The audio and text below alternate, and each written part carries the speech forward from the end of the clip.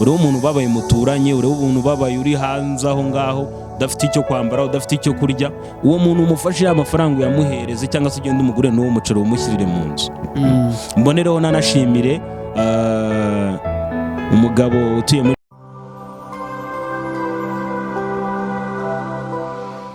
mbanje kubasuhuza rero bakunzi ba Beriki TV, reka mbifuriza amahoro ndetse n'ibyishimo, reka nsuze diaspora mu bihugu bitandukanye hirya no hino, mbabwira ati Uwiteka Imana akomeze kugendana namwe kandi imigisha isakare kuri mwebwe, mukomeje kudahwema gufasha imfubyi ndetse n'abapfakazi, abana bo mu muhanda, ndetse namwe mukomeje kudutera inkunga ya subscribe ndetse na n'ubufasha bwo kutugira inama z'ibyo dukomeza gukora. Mbabwira ngo muhorane amahoro y'Imana kandi mugende mu nzira zanyu mu kazi kanyu muhora gukora, Imana ikomeze kubatiza imbaraga zo gukora. Aka kanya ntago bisanzwe kuri Beriki TV, ariko twatumiye umwe mu basore bakiri bato, umwe mu bakozi b'Imana bazwi hano mu gihugu cy'u Rwanda, batangiye kumenyekana kubera ubutumwa n'ubuhanuzi bwabo. Akaba yatubwiye ati ibikorwa Beriki TV mukora ni iby'agaciro, ndifuza kuza kuhakorera ikiganiro, ndetse hari zimwe mu nkuru zanjye nanjye nshobora gusangiza abantu bashobora kungeza. Reka tumikaze kuri Beriki TV, atubwire se amazina ye ninde kugira ngo tumwakire n'abatamuzi mubashe kumumenya. Ubundi amazina yanjye nitwa Bwato. Witwa Bwato original bwa undi Yesu yajemo. Witeka yaranyambukije inshuti yanjye, yaragwambukije. Kuki wihizemo kwita Bwato kandi? Impamvu nahisemo kwitwa Bwato ntago ari njye waryise, n'abashuti banjye barinyise, bitewe n'ukuntu babonaga ko twabaga turi kumwe tuganira, bakavuga ati nyamara wowe tutatubona ari igihe uzambutsa abantu. Yego, kubera n'ibyo umuntu aba yaranyuzemo cyangwa se n'ibyo umuntu yerekana. Ubwo nyine rwari urugendo runini cyane kugira ngo ngere hano. Urugendo runini kugira ngo uze kwitwa Bwato. Watuganiriraho gato ku rugendo rwawe wakoze kugira ngo hano abantu mu mujyi wa Kigali benshi bakuyoboke, uri umwe mu bakristu bakijijwe, Uwiteka Imana yagaruriye amavuta. Yego, dusanzwe uzi ibiganiro byacu dukora n'iby'ubuzima, gufasha abantu, ndetse nawe tugushimira kubw'inkunga yawe ukomeje gutera aba bantu kuri Beriki TV, ukomeje gufasha abakene, utubwira ati muhangerere mpagaze uku nguku. Noneho wowe ku bwawe urugendo waba warakoze kugira ngo na bamwe dukoresha ibiganiro badukurikira babashe kumva urugendo umukozi w'Imana yakoze n'uruhe? Urakoze cyane. Nago navuga ngo umunyamakuru, ahubwo navuga ati murakoze cyane Beriki TV, kubera mu by'ukuri nge byankoze ku mutima ibintu mukora byo gufasha abatishoboye, cyane cyane abantu bageze mu za bukuru. Mu by'ukuri biriya bintu ni byiza cyane, byankoze ku mutima. Urugendo rwanjye rero kugira ngo ngere aha ngeze, cyangwa se njye kwitwa umukristu, rwa rugendo rurerure nk'urwo abantu bose banyuramo, urugendo rw'ibyaha, gukora ibitanezeza Uwiteka, ariko ndashima Imana ko byageze aho ngaho Uwiteka akangirira neza, nkava muri ibyo byose nkiri na mutoya kugira ngo nze nkorere Imana. Yego, kugira ngo ukorere Imana byari byagenze nk'ibintu wahuye nabyo byatumye ukorera Uwiteka Imana. Yego, ukagarukira Uwiteka, wari umunyabyaha, ukaba uri umwe mu bantu bafasha abantu batishoboye, nawe ukaba wavuze ati intego yanyu mufite ni nziza, kabone n'ubwo isi yose yabashyigikira, ariko ukaba ubaye wa mbere kuduha ikiganiro kuri Beriki TV kijyanye n'ubuzima bwawe. Turashaka noneho kuki wahisemo kwegera Imana nyuma y'ibyaha wari warakoze? Yego, murakoze cyane. Ariko mbere yo gusubiza icyo kibazo, nagira ngo mbanze nshimire buri muntu wese ugira umutima utabara, umutima ufasha, kuko si benshi. Nshimira abantu bari mu mahanga ba diaspora bagifite umutima mwiza wo kuba bafasha abanyarwanda bene wabo batishoboye. Ni ikintu cyiza cyane kandi gikora abantu benshi ku mutima. Muri abantu b'abagabo kandi muri intwari. Ubuzima turimo ntago bworoshye, niyo mpamvu ngewe nahisemo kuza kugira ngo mbashe kugira ngo ngire ikintu ngaragaza kuri icyo kintu aba bantu batangije. Beriki TV nongere nsubiremo, mwarakoze cyane muri abantu b'abagabo. Hanyuma ati witwa Bwato? Nitwa Bwato. Uwiteka yakwambukije gute Ubwato kugira ngo akuzane mu gukizwa? Mu by'ukuri reka mbanze uvuga ati Ubwato Uwiteka yaziyemo nibwo nshaka kuziramo. Ikintu cya mbere ngiye nakubwira, cya mbere mvuga ko n'iryo zina ngomba kuba nanarikomeraho. Uwiteka yaranyambukije, yanshishije mu bintu byinshi kugeza izi saha. Ndi mu bantu batoya bahuye n'ibibazo bikomeye cyane, mu byatambutse mu myaka yatambutse ubuzima ubuzima wanyuzemo bwari bukomeye cyane ubuzima nanyuzemo bwari bukomeye ndashaka noneho abantu bakurikiranye Beriki TV niki kintu cyakubayeho mu buzima utazigera wibagirwa no mu gukizwa kwawe wakijijwe umaze kugira abayoboke bakuyoboka mu ijambo ry'Imana niki kintu gishobora kuba cyarakubayeho utazigera wibagirwa uhora ubwira n'abakristo bawe ikintu ngiye mwumva cyambayeho cyane kinakomeye buri munsi murambwira n'abantu nuko Uwiteka yamaye ubuzima bushya kandi ubuzima bw'ukuri bwuzuye umunezero bivuye mu ijambo ry'Imana iyo ukunda Imana irakubahisha nanyuze mu buzima bukomeye cyane bugoye wenda tuzafata ikindi gihe cyo kubivugaho kumpa ikaze ariko ubu none ahangaha mbabwire ko Uwiteka yaranyambukije amvana mu gihugu kimwe njyana mu kindi arangarura ndi muzima na nubisaha ndahagaze ndi umuntu w'umusore narakuze yes kugira aho hagaze nishimwe ry'Uwiteka kubera ko hari benshi batigeze barenga aho hantu Uwiteka aranyambutsa bashuti banje bahitamo kunyita bwato bitewe n'ibibazo bazi nanyuzemo nanjye iryo zina ndavuga nti reka ndyakire ubwo ni iry'umugisha kuko nanjye hari abo bazanyambukiraho bahitamo kukwita bwato cyane uravuga ati zina niri ko Uwiteka yanyambukije ubwato angeza mu gihugu cyanjye cyane kandi Uwiteka yarihaye umugisha ashobora kwibaza noneho umutima wagize bo kuvuga nti ntago nakihererana ijambo ry'Imana reka ndisangize n'abandi ko twumva abapasiteri bamwe barya amafaranga ariko noneho nk'umukozi w'Imana umaze kumenyekana muri ibi bihe umaze guhanurira benshi kandi usanga ibyo bahanuriye ari byo bitewe n'ibyo waciyemo ni ikihe kintu muri wowe kubera Uwiteka Imana wagufashije urihe jambo ukunda gusangiza abandi bakristo bawe uvuga ati komerera hanga nk'uko abandi bapasiteri tubumva umwihariko wawe ku ijambo ry'Imana ukunda kubigisha by'ibyo wahuye nabyo ikintu njya nkunda kubwira abantu nuko ijambo rikomeye cyane bakwiye no kumva n'abadukurikiye kuri Beriki TV nuko Uwiteka nta hantu atakuvana nta n'ahantu atakugeza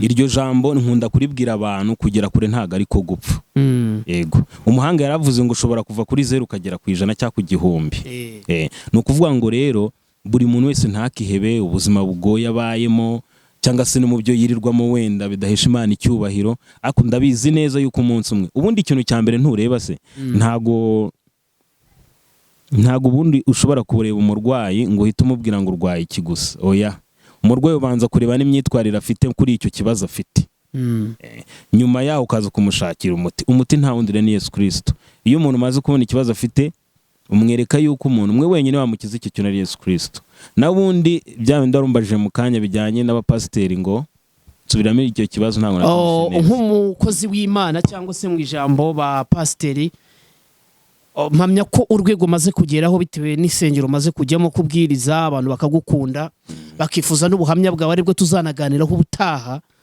ubu twaje mu buzima ushobora gusangiza abandi niriye jambo ukunda gukoresha mu bupasiteri bwawe nk'uko abandi bapasiteri tuzi ko barya amaturo y'abantu wowe nirihe jambo ukunda gukoresha mu gukizwa kwawe cyangwa se mu kw'Imana yakwambukije ubwato ikakwita bwato ubundi ikintu cya mbere ngiye kubanza kukubwira gusengera umuntu cyangwa se wenda kugira ngo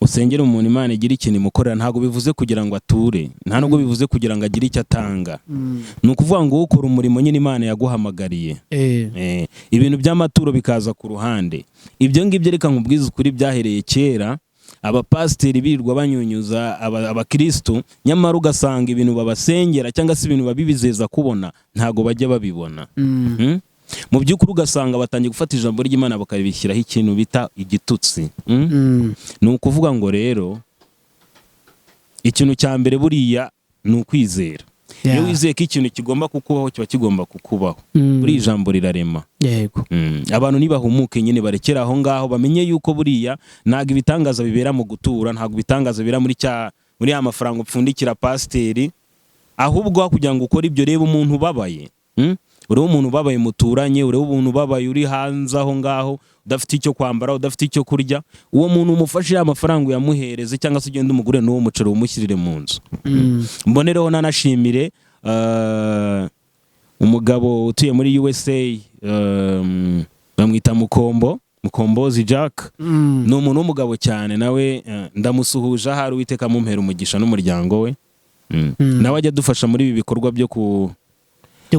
byo gufasha abantu batishoboye byo guhumuriza nawe ni umukozi w'Imana Ewana nawe ndamusuje cyane n'abandi bakozi b'Imana bafite umutima utabara, bafite umutima wo gufasha, badafite umutima wo kunyunyuza abaturage. Ijambo ry'Imana rivuga yuko ritagurishwa. Abavuga ko ijambo ry'Imana ritagurishwa n'abatubanjirije bose, ijambo ry'Imana ntirigurishwa. Ijambo ry'Imana ni ikintu umuntu ahererwa ubuntu nkuko nawe waragiherewe ubuntu. Gitange umuntu akigendereho, akire, akizwe, akize n'abandi, nawe akubonereho umugisha.